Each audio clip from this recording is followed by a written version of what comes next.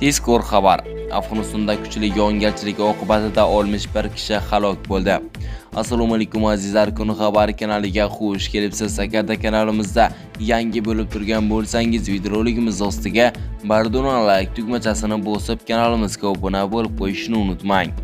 Afg'onistonda so'nggi 3 kun davomida kuzatilgan kuchli qor va tinimsiz yomg'irlar oqibatida kamida 61 kishi qurbon bo'ldi, yana 110 kishi turli darajada tan jarohati oldi. Bu haqda News xabar berdi. Tabiiy ofatlarni boshqarish milliy agentligi matbuot kotibi Yusuf Hammadining 24-yanvar kuni ma'lum qilishicha, tabiiy ofat mamlakatning 34 ta provinsiyasidan 15 tasini qamrab olgan. Hozirgi vaqtda quyidagi talofatlar qayd etilgan. 61 nafar odam halok bo'lgan, 110 nafar inson jarohatlangan, 458 ta uy butunlay yoki qisman vayron bo'lgan, yuzlab chorva mollari nobud bo'lgan.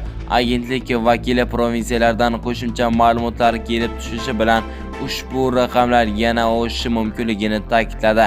Ayni paytda hukumat yopilib qolgan yo'llarni ochish va tashqi dunyodan uzilib qolgan qishloqlarga yetib borish choralarini ko'rmoqda.